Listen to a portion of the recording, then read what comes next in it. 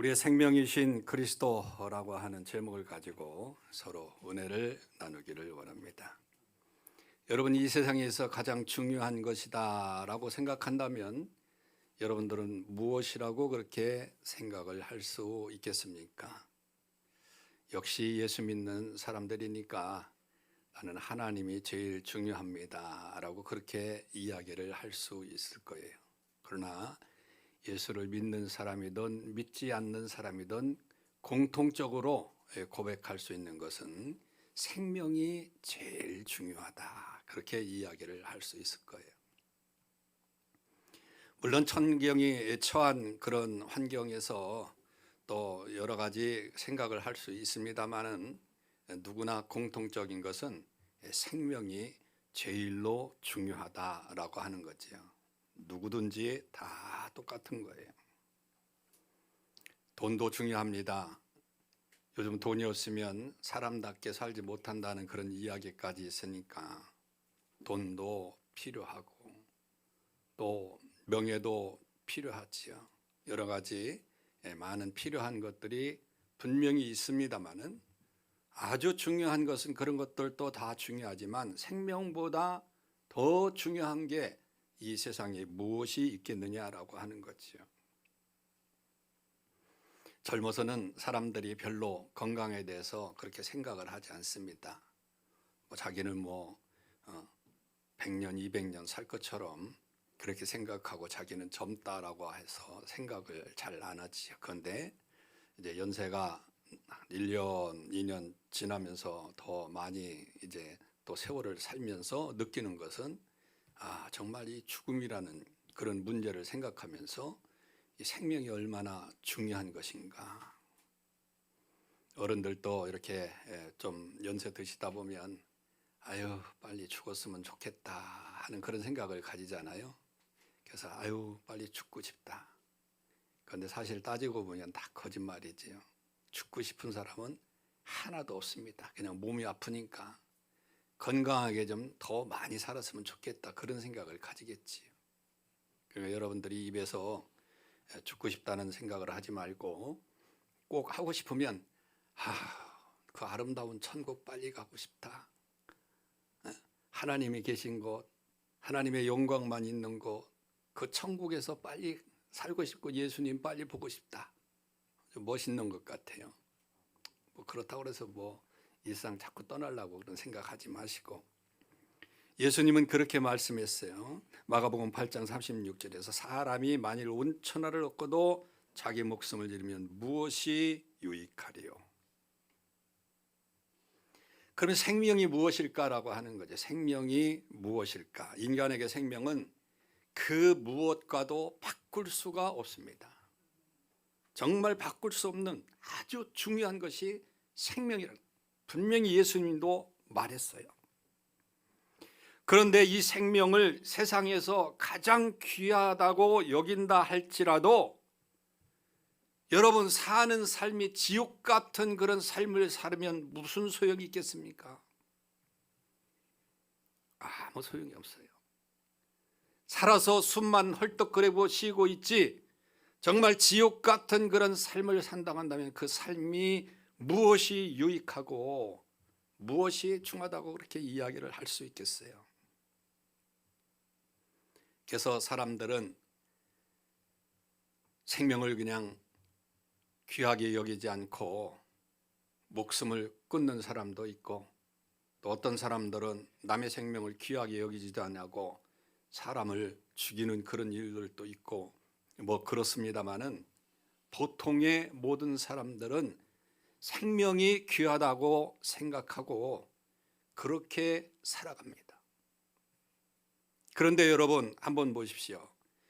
이것을 보면 생명을 사는 것이 참 생명을 사는 것이다라고 하는, 생명은 사는 것이다, 죽는 것이 아니고 생명은 사는 것이라고 표현을 했는데 이게 단순한 게 아니라는 거예요. 산다고 하는 것이 이게 단순한 것이 아니라 많은 의미를 가지고 있는데, 그것을 우리가 한번 생각해 보면 첫째는 적절한 활동이 있어야 생명을 산다고 하는 거지요. 자신이 생명을 유지하고 지금 숨을 쉬고 있는 그런 상태인데 아무런 일도 하지 아니하고 목표도 없고 그냥 뭐 인간에게 유익한 일도 하지 아니하고 뭐 그러면서 그렇게 무의미하게 살면 그 생명을 산다고 하는 것이 무슨 의미가 있겠어요? 아무런 의미가 없어요. 적절한 활동이 있어야 됩니다. 이런 일들을 우리들에게 주어진 그런 일들을 제대로 할 때 살아있는 자로서의 그 의미를 가지고 살 수 있는 거지요. 그리고 생명은 두 번째로 행복을 추구하고 사는 것이 바로 생명을 유지하고 있는 것이다. 열심히 사는 것. 여러분들 이 코로나 시대에도 나가서 열심히 일하고 살려고 하는 그런 모습, 또 선한 일을 하는 것, 다른 사람들을 위해서 또 열심히 섬기면서 사는 것, 그런 것들이 뭐예요? 그런 것들이 다 내 자신의 행복을 위해서 하는 겁니다. 그래서 선한 일을 하면서도 내가 자신이 행복하지 않는다면 그것은 잘못된 거지요. 그래서 좋은 일을 하고 이러면 어떠한 일을 하든지 뭐 하다못해 내가 열심히 일함으로 말미암아 내 가족이 편안하게 잘 살 수 있다라고 하면서 내가 행복감을 느껴야지, 그런 일로 해서 이 왼수 같은 일을 내가 왜 해야 되느냐, 저 왼수 같은 놈을 먹여야 되는데 내가 그런 일을 왜 내, 이건 삶이라고 볼 수 없는 거예요. 이 생명을 유지하고 사는 삶이라고 그렇게 볼 수가 없는 거예요. 왜? 인간은 행복해야 되니까, 행복을 추구해서 그런 일을 하니까. 그런데 의미 없이 했던 그런 봉사가 자신을 행복하게 만들고 삶에서 생기가 돋게 만들어서 봉사를 계속하는 그런 사람들도 얼마나 많습니까? 이렇게 사람이 살아가는 모든 활동, 다시 말하면 생명의 활동은 행복하기 위한 것이다 라고 하는 것입니다. 그래서 사람 무수히 많은 다양한 일을 하는데 그 모든 것들이 자신의 행복을 위해서 하는 거예요. 자, 그런데 여러분, 생명은 이것만으로서 부족한 겁니다. 왜냐하면 이런 일만 한다고 해서 살아있는 생명이 있는 사람이라고 말할 수 없습니다. 이런 일들은 살아있는 동안에 이 세상에서의 끝이에요. 그것으로 인생은 끝이 아니거든요. 그러니까 우리가 분명히 이것을 인식하고 살아야 됩니다. 내가 정말 죽음 이후의 삶도 내가 생명을 유지하고 살 수 있는 것이냐, 아니면 죽은 그런 목숨으로 사는 것이냐, 이게 중요하거든요. 그걸 영적이며 영원한 생명이라고 그렇게 표현을 할 수 있을 거예요. 사실 사람이 이 세상에 태어나서 많은 일을 하고 그 많은 일 중에서 사람에게 유익한 일들도 하고 그렇게 살아갑니다. 그런데 보십시오. 봉사하는 귀한 일을 하고도 만족하지가 못해. 그리고 만족했다 할지라도 우리는 이 생의 삶이 있는데 이곳의 삶에서 그냥 끝나버린다고 한다면 그것은 정말 무익한 거예요. 그리고 이 땅에 살면서도 봉사하고 열심히 귀한 일들을 하면서도 만족하지 못하고 산다고 한다면 그건 또 비참한 거지요. 그러면 왜 만족하지 못하고 사느냐? 무엇 때문에 행복하지 못하고 죽음 앞에서 허무하고 죽음 이후로 끝나고, 아니 이 땅에 사는 삶 가운데서도 만족하지 못하냐? 그거는 영원한 생명에 대한 그런 갈급함이 없기 때문에 그렇습니다. 우리가 영원한 그런 삶에 대한 갈급함이 있게 되면은 인간의 생명은 죽고 끝나는 것이 아니라고 하는 것을 알기 때문에 여러분, 이 세상에서 만족만을 추구하지도 않습니다. 그리고 이 세상에서 좀 힘들고 어렵다 할지라도 그래도 좌절하거나 그러지 않습니다. 왜? 다음의 생애가 분명히 있기 때문에. 믿습니까? 그래서 인간에게는 누구나 이 영원한 생명에 대한 사모함이 있어야 되고 갈급함이 있어야 됩니다. 그래야만이 이 땅을 살아갈 수 있는 힘이 생기게 되는 거예요. 그런데 이 갈급함이 해결되면 좋겠는데 인간은 이 갈급함을 해결할 방법이 없지 않습니까? 살면서 아무리 선한 일을 했어도 죽음 앞에 선한 일을 많이 했으니까 됐다고 만족할 만한 그런 사람이 어디 있어요? 아쉽지만 죽을 수밖에 없습니다. 그게 인간이거든요. 죽음을 받아들일 수밖에 없는 거예요. 그런데 여러분, 인간의 이 갈급함을 해결해 주시는 분이 바로 예수 그리스도예요. 예수 그리스도가 그 인간의 모든 그런 갈급함을 다 해결해 주시고, 그리고 영원한 생명을 주시는 분이시기 때문에 예수님께서는 본문 35절에서도 그렇게 말합니다. 다 같이 읽어봅니다. 나는 생명의 떡이니 내게 오는 자는 결코 줄이지 아니할 터이요 나를 믿는 자는 영원히 목마르지 아니하리라. 영원한 생명으로 행복해야 되는 인간의 죽음의 문제가 바로 예수 그리스도 안에 있으면 행복하다고 분명히 말씀을 해 주었으니까 우리의 모든 영원한 생명을 해결해 주시는 분이 전능하신 하나님이신 예수 그리스도시다. 이걸 분명하게 이야기하는 겁니다. 그러면 구체적으로 예수 그리스도는 어떤 분일까? 어떤 분이시기 때문에 우리의 생명의 문제를 해결해 주실 수 있는 능력이 있는 것일까? 첫째로 그리스도는 우리의 생명의 창조자이시기 때문에 그렇다. 할렐루야. 요한복음 1장 3절에 보면 만물이 그로 말미암아 지은 바 되었으니 지은 것이 하나도 그가 없이는 된 것이 없느니라. 자, 여러분, 우리에게 오신 그리스도는 천지를 창조하신 분이십니다. 창세기에 우리가 그러면서 인간도 창조하시고 세계도 창조하셨어요. 그 속에 예수 그리스도가 계신 거예요. 그리스도께서 하나님이시라는 것은 모든 생명의 창조자이신 그리스도만이 인간의 죽음의 문제를 해결해 주실 수 있는 분이라고 하는 사실을 분명히 기억하게 만드는 거예요. 그래서 그리스도는 우리를 사망으로부터 구원해 주시는 줄 믿으시길 바랍니다. 행복하게 만드시는 분인 줄 믿으시길 바랍니다.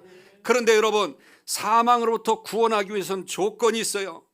바로 율법을 충족시켜야 됩니다. 율법을 충족시켜야 되만이 사망에서 구원을 얻을 수 있는 겁니다.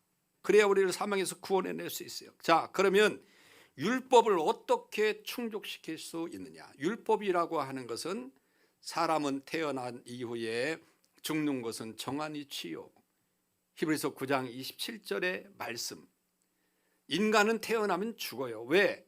죄로 인해서 죽을 수밖에 없는 것이 인간입니다. 그게 율법입니다. 영원히 죽을 수밖에 없는 것이 인간이에요. 이게 율법입니다. 그런데 이 율법을 충족시키면 사람이 살아나게 되는 거예요. 영원한 생명을 얻게 되는 겁니다. 그럼 이 율법을 충족시키기 위해서 예수 그리스도가 이 땅에 오셔서 십자가를 지셨잖아요. 그래서 예수 그리스도가 율법을 어떻게 하셨다고 말씀합니까? 완성하셨다고 그렇게 말씀하고 있는 겁니다. 율법을 폐한 것이 아니라 율법을 완성했어요. 다시 말하면 영원히 죽을 수밖에 없는 인간들을 예수 그리스도가 이 땅에 오셔서 죄 사함을 주심으로 그를 믿는 자마다 영원히 사는 영생을 주셔서 율법을 완성 충족시켰다라고 하는 거지요. 믿습니까? 히브리서 9장 27절 사람에게 정해진 것은 사망이다. 이게 율법이에요.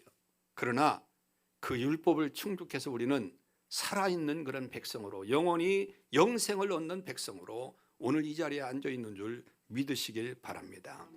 그러면 인간이 죽음을 벗어나면 어떻게 해야 되냐? 그 죄값을 치러야 되는데 예수님이 죄값을 다 치러주셨어요. 그렇게 해서 범죄한 그런 인류의 죄를 대신해서 그래서 죽으신 것이 바로 율법의 요구를 충족해서 완성을 하셨으니까 그리스도의 죽음으로 죄 사함을 받았고 부활하심으로 우리도 영원한 생명을 얻을 수 있도록 주님이 직접 보여주셨습니다. 그리고 우리도 그렇게 부활한다고 하는 사실을 확실하게 가르쳐 주셨어요. 그리고 생각해야 될 것은 뭐냐? 우리는 그리스도는 육신을 창조하셨을 뿐만 아니라 영적인 생명의 창조자다라고 하는 것까지, 그냥 생명의 창조자라고 하지 아니하고 영적인 생명의 창조자라고 그렇게 말할 수 있는 것은 영원한 생명이 되기 때문에 그렇게 말할 수 있는 겁니다. 사도행전 3장 15절에 보니까 너희가 생명의 주를 죽였도다. 여기서 생명의 주라고 하는 것은 생명의 창조주를 이야기하는 거죠. 그러므로 예수님 안에 있을 때 예수님 안에 있는 영원한 생명을 얻을 수 있다는 사실을 단적으로 가르쳐 주는 겁니다. 그래서 요한복음 1장 14절에서 그 말씀대로라면 그 안에 생명이 있으니 이 생명은 사람들의 빛이라. 여기서 생명은 영원한 생명이에요. 할렐루야. 그래서 시편 36편 9절 그리고 시편 104편 29절과 30절에 보게 되면 하나님은 생명을 죽이기도 하시고 살리기도 하시는 그런 생명의 주인이라고 분명히 말씀할 수 있습니다. 그래서 여러분, 이 같은 구약 성경의 생명관이 반영된 것이 오늘 본문의 말씀입니다. 본문에 말씀된 그 생명이라고 하는 거예요. 따라서 요한은 그 안에 생명이 있었으니 라고 하심으로 말미암아 생명이 그리스도 안에 존재하고 있음을 가르쳐 준 겁니다. 더 중요한 것은 뭐냐? 그 영원한 생명을 우리에게 주신다고 그렇게 말씀했어요. 이게 중요한 거죠. 요한복음 10장 28절에 보니까 내가 그들에게 생명을 주노니 영원히 멸망하지 아니할 것이요 또 그들을 내 손에서 빼앗을 자가 없느니라. 영원히 멸망하지도 않고 누가 빼앗을 수 없는 그런 영원한 생명을 우리에게 주셨다고 합니다. 바로 저와 여러분들에게 주셨다고 그렇게 말씀하고 있는 거예요. 본문 35절에서도 예수님은 친히 나의 생명, 나는 생명의 떡이로다 라고 그렇게 말했습니다. 그래서 여기서 나는 생명의 떡이라고 하는 그런 말씀은 예수님 자신이 생명이신 동시에 생명을 주시는 분이라고 하는 것, 다시 말하면 생명을 유지할 수 있도록 만들어 주시는 분이라고 하는 사실을 가르쳐 주고 있는 거예요. 그 생명을 우리들에게 선물로 주셨어요. 그런데 예수님은 그 선물 자체이십니다. 믿습니까? 그래서 그리스도를 믿는 자는 그의 속죄제의 효과로 제3을 받고 영원한 생명을 얻게 되는 줄 믿으시길 바랍니다. 그래서 여러분, 예수님은 분명 영원한 생명의 창조자이시다. 영원한 생명은 다른 것에서 얻을 수 있는 것이 아닙니다. 오직 창조자이신 예수님에게서만 얻을 수 있는 줄 믿으시길 바랍니다. 그래서 여러분, 가장 중요한, 인간에게 가장 심각한 문제는 죽음의 문제잖아요. 이 죽음 앞에 영웅호걸이 어디 있습니까? 남녀노소가 어디 있습니까? 현대의학으로도 최첨단의 과학으로도 속수무책입니다. 뜨거운 모성애도 속수무책입니다. 세상의 어떤 명예의 처방도 죽음 앞에서는 속수무책입니다. 이 땅의 윤리도 종교도 철학도 죽음 앞에는 침묵할 뿐입니다. 인간은 모두가 다 죽을 수밖에 없는 그런 인간이에요. 그러나 우리 예수님은 당신께서 친히 죽음을 맞이하셨고 죽음을 해결해 주시는 해답을 부활이라고 하는 것을 통해서 우리들에게 확실히 주셨습니다. 여러분, 이 땅에 어떤 종교도 죽음을 해결해 줄 수 있는 그런 종교는 절대적으로 없습니다. 오직 기독교만이, 예수 그리스도만이 죽음의 문제를 해결해 주셨어요. 그래서 그 증거로 죽은 지 사흘 만에 이제 사흘이나 된 나사로를 살리셨고, 그리고 뿐만 아니라 당신께서도 십자가를 지시고 이제 장사된 지 3일 만에 부활을 하셨습니다. 그의 살아나심은 생명의 주인이 누군지를 분명하게 보여주는 것이기 때문에 친히 창조하신 분이 어떠한 분인가를 보여주었던 그런 것인 줄 믿으시길 바랍니다. 그래서 그분은 죄로 말미암아 이제 죽음 앞에서 절망하는 우리들에게 영원한 생명을 주셨으니까 저와 여러분들은 기쁜 마음으로 또 이 땅을 살아가야 될 줄로 믿습니다. 분명히 말씀하셨어요. 요한복음 11장 25절에 보니까 나는 부활이요 생명이니 나를 믿는 자는 죽어도 살겠고 무릇 살아서 나를 믿는 자는 영원히 죽지 아니하리라. 약속까지 분명하게 허락해 주신 줄 믿으시길 바랍니다. 그러면 죽어도 살고 살아도 영원히 죽지 아니하는 비밀은 영원한 생명의 창조주를 믿는 것이니까 주님께서 하신 말씀을 우리가 기억을 해보기를 원합니다. 요한복음 5장 24절에 보니까 내가 진실로 진실로 너에게 이르노니 내 말을 듣고 또 나를 보내신 이를 믿는 자는 영생을 얻었고 심판에 이르지 아니하니 사망에서 생명으로 옮겨졌느니라. 여러분, 누가 이 땅에서 누가 이런 말을 할 수 있겠습니까? 영원한 생명의 창조주신 예수 그리스도만이 할 수 있는 거예요. 믿습니까? 그러므로 생명의 창조주신 그리스도께서 나에게 영원한 생명을 주셨다는 사실 가운데 늘 감사하면서 이 땅에 힘들고 어려워도 그걸 능히 이제 영안을 가지고 그걸 보면서 느끼면서 감사하면서 열심히 사시길 바랍니다. 그 은혜 감격해서 영원한 생명이 세상 사람들의 생명과 분명히 달라야 됩니다. 세상 사람들과 사는 삶이 달라야 됩니다. 그런 삶을 사시기를 바랍니다. 그래서 많은 영혼들을 살리는 역사가 있기를 주님의 이름으로 축원합니다.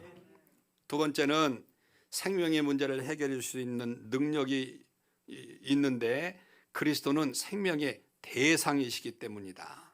자, 여러분, 예수님께서는 친히 나는 생명의 떡이니 내게 오는 자는 결코 줄이지 아니할 터이요, 그렇게 말씀했어요. 자, 이 말씀은 영원한 생명을 얻으려면 주님께 나오라고 하는 그런 말씀과 똑같은 것입니다. 자, 여러분, 영적인 생명과 관련된 그런 행위들은 궁극적으로 그리스도를 향해서 그리스도를 바라보고 살게 되어 있어요. 왜 그렇습니까? 주님께 향하지 않고는 결코 영원한 생명을 얻을 수가 없습니다. 주님께서는 자신을 가려서 생명의 떡이라고 그랬어요. 왜 당신을 생명의 떡이라고 하셨을까? 주님께 대한 우리의 신앙이 음식을 먹는 행위와 같기 때문에 그렇다는 겁니다. 그게 실제적이어야 한다라고 하는 것을 잘 가르쳐 주고 있어요. 여러분, 중요한 거 뭐냐? 믿음이라고 하는 것은 이론이 아니야. 하나의 이론이 아닙니다. 실제입니다. 실제. 여러분 믿습니까? 실제로 생명의 떡이신 예수 그리스도께서 주시는 그 떡을 먹고 사는 실제가 돼야 되는 거예요. 여러분, 육신을 유지하려면 뭘 먹어야 됩니까? 우리들에게 음식을 먹어야 되지요. 음식 먹지 않고 육신을 유지하는 사람이 이 땅에서 누가 있겠습니까? 뭔가를 분명하게 먹어야 되는 거, 음식을 먹어야 됩니다.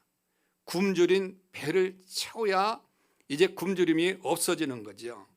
그 믿음도 마찬가지예요. 영적인 믿음도 마찬가지입니다.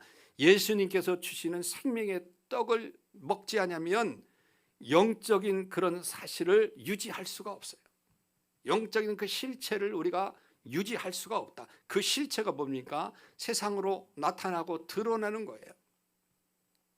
절대로 유지할 수가 없어요. 그래서 생명의 떡이신 예수께 나가지 않고는 영적으로 이 생명의 떡을 공급받을 수가 없는 거예요. 그러니 우리는 양식을 섭취하는 것처럼 예수 그리스도를 믿어서 예수 그리스도를 나의 분깃으로 삼고 그 생명의 떡을 내려주시는 그 하나님으로부터 그 떡을 받아 누리면서 살아야만이 우리가 이 땅에 정말 육신이 유지하고 사는 것처럼 영적인 삶을 유지하고 살 수 있다라고 하는 거죠. 자, 여러분, 이거를 한번 생각해 봐요. 큰 아주 이제 가을에 농사를 풍성해져 가지고 거기에다가 쌀도 빻아서 넣고 하는 그런 큰 곡창이 있습니다. 곡창 앞에서 굶어 죽은 거지, 여러분도 한번 생각해 봐요. 왜 거지가 곡창 앞에서 굶어 죽을까? 주인이 그 곡창문을 열어서 음식을 주지 않았으니까 굶어 죽은 거예요. 아니, 거지 생각을 하지 말고 주인을 우리 한번 생각해 봅시다. 곡식을 열심히 여름에도 땀을 내고 농사를 지어서 곡식 창고에 가득 차게 쌓아놨어요. 그런데 주인이 그 창고 앞에서 굶어 죽었다. 여러분, 그걸 어떻게 볼 수가 있습니까? 창고문을 열고 들어가서 음식을 차려서 떡을 만들어 먹건 밥을 지어서 먹던 뭘 먹어야 사는 것인데 마찬가지예요. 그거 마찬가지로 우리가 음식을 거르지 아니하고 삼시세끼 항상 먹어야 육신을 유지하고 일할 수 있는 것처럼 여러분, 우리의 이 영적인 주림도 예수님께서 주시는 그 떡상을 받고 그걸 먹어야 유지할 수 있다라고 하는 거죠. 삼시세끼. 믿습니까? 작년 이맘때 먹은 그 떡 한 그릇 먹고 오래까지 살고 있는 그런 사람들도 있습니다. 그런데 그게 살았다고요? 영적으로는 이미 죽어버렸어요. 한 달에 한 번이나 겨우 하나님 앞에 나와서 예배를 드리면서 내가 영적으로 살았다고 그렇게 말할 수 있겠습니까? 절대 그럴 수 없어요. 이미 영적으로 죽은 사람입니다. 한 달에 한 번 한 끼 밥 먹고는 육체가 살 수가 없어요. 마찬가지예요. 영적으로도 마찬가지입니다. 영원한 생명이 내 안에 역사하는 것은 언제나 그리스도를 향해서 그리스도가 우리에게 주시는 그런 생명의 떡을 먹고 살아야, 그래야 신앙을 유지할 수가 있는 줄 믿으시길 바랍니다. 신앙생활을 먹고 마시는 행동에 비유한 것은 성경에 많이 있습니다. 이사야서 55장 1절에도 오호라 너희 모든 목마른 자들아 물로 나오라, 돈 없는 자도 오라, 너희는 와서 사 먹되 돈 없이 값 없이 와서 포도주와 떡을 사라, 그렇게 했어요. 이렇게 항상 먹어야 된다는 거죠. 육체가 살 수 있는 것처럼 그렇게 먹어야 돼요. 항상 그리스도를 바라보고 그리스도께서 내려주시는 생명의 떡을 먹어야만이 우리가 영원한 생명을 얻을 수가 있는 거죠. 그리스도인이 살았다고 그렇게 말할 수 있는 거죠. 하나님께서 주신 그런 모든 일들을 감당할 수 있는 거죠. 계시록 3장 20절의 말씀 가운데도 그리스도와 관계를 식탁의 관계로 비유하고 있습니다. 볼지어다 내가 문 밖에 서서 들으니 누구든지 내 음성을 듣고 문을 열면 내가 그에게로 들어가 그와 더불어 먹고 그는 나와 더불어 먹으리라. 할렐루야. 여러분, 기독교는 종교가 아니에요. 종교가. 우리가 착각하면 안 됩니다. 기독교는 삶이에요. 삶. 그리고 기독교는 마음입니다. 마음. 예. 그냥 입으로 종교다, 나는 교회 다닌다, 이렇게 해서 종교가 되는 게 아니에요. 우리가 교회를 다니면서 삶으로 나타내야 되고 마음으로 믿어야 되고, 이게 종교입니다. 이게 제대로 된 종교, 기독교인이 하는 거예요. 아무리 열심히 예배를 드려도 예수님께 대한 마음을 열지 않으면 생명의 떡을 먹을 수 없는 것처럼 열심히 드린 예배는 아무런 의미가 없어요. 예배를 드릴 때, 기도할 때, 신앙적인 행위를 할 때 제일 중요한 것은 내가 정말 마음으로 믿어서 그 모든 일들을 하고 있느냐, 이게 중요한 거죠. 영적인 생명, 영원한 생명을 받으려면 다른 누구보다도 주님과 나의 그 하나됨에 관심을 가져야 되고, 왜? 주님과의 사귐이 바로 영적인 생명을 가진 자의 진정한 행복이기 때문에 그런 것입니다. 세상에서 사는 동안 시간 날 때 잠깐 교회 나와서 예배를 드리고, 잠깐 나와서 기도하고, 몇 개월에 한 번씩 나오고, 한 주간에 한 번이나 나와서 기도하고 예배하면서 내가 살아있는 그런 믿음을 가진 사람이라고 어떻게 말할 수 있습니까? 자기 쓸 거 다 쓰고 놀 거 다 놀고 그러면서 남은 것 가지고 헌금한다고 그렇게 하면서 그렇게 사는 것이 어떻게 믿음 있는 삶이라고 할 수 있겠어요? 절대 그렇게 할 수 없는 거죠. 이렇게 하는 것은 그리스도가 나의 생명이다라는 말과 전혀 어울리지 않는, 전혀 관계가 없는 그런 행동이고 믿음입니다. 그리스도가 나의 생명이라고 하는 말은 그분이 나의 분깃이고 나의 유일한 기쁨이고 나의 유일한 생명이고, 그를 더불어 바라보고 그가 주시는 생명의 떡을 먹지 않은 것은 나는 죽는다라고 하는 그런 생각을 가지고, 내가 어떤 일이 있어도 억만금을 준다 할지라도 내가 거룩한 주일날만큼은 교회 나가서 내가 예배하고 그렇게 죽으리라 하는 그런 각오가 있지 않는다면 그들 믿음이 있는 사람이라고 그렇게 볼 수 없는 겁니다. 그래서 나는 주님을 바라볼 수밖에 없고 모든 일에 주님을 향해서 나갈 수밖에 없는 그런 삶, 이런 삶이 정말 믿음 있는 그런 삶이죠. 여러분, 사람은 태어나면서 자신의 행복과 행복을 위해서 삽니다. 간혹 어떤 사람들은 조국을 위해서도 산다고 하고, 그리고 또 이웃을 위해서 산다고도 그렇게 말할 수 있고, 또 어떤 사람들은 인류의 번영과 영광을 위해서 산다고 막 이렇게 이야기하는 그런 사람들도 있습니다만은, 당연히 그리스도인도 국가를 위해서 살아야 되고 인류를 위해서 살아야 되고 그건 당연한 것입니다. 그런데 우리가 놓치지 말아야 될 것은 예수 그리스도를 위하지 않고는 우리가 생명의 떡을 먹을 수 없고 그리고 영생을 얻을 수 없다는 거예요. 믿습니까? 이 마음은 정말 변하지 말아야 되는 거예요. 이 본질적인 것이 우리가 흐려져서는 절대적으로 안 된다. 그것이 그리스도의 삶이 그리스도를 위한 것이 돼야 되는 거예요. 그리스도께서 기뻐하시고 그리스도께서 완성하신 하나님 나라가 확장되는 그런 일에 우리가 사용될 수 있는 것은 내가 얼마만큼 그리스도를 제대로 바라보고 있는가 믿습니까? 그래서 이것이 그리스도인의 삶이 돼야 되는 거예요. 바로 우리가 이렇게 내가 살아가는 목적이 돼야 되겠지요. 우리의 목적은 나에게 영원한 생명을 주신 그리스도를 위해서 사는 것을 확실하게 믿으시고 우리 저와 여러분들이 그렇게 사시길 바랍니다. 우리의 생명이신 주님과 함께 믿음으로 살아서 행복한 신앙생활을 하고 또 그렇게 행복한 신앙생활이 다른 사람들에게 많은 구원을 얻게 하는 놀라운 역사가 있기를 주님의 이름으로 축원합니다. 말씀을 생각하면서 우리 다 같이 기도하기를 원합니다. 사랑의 하나님 감사합니다.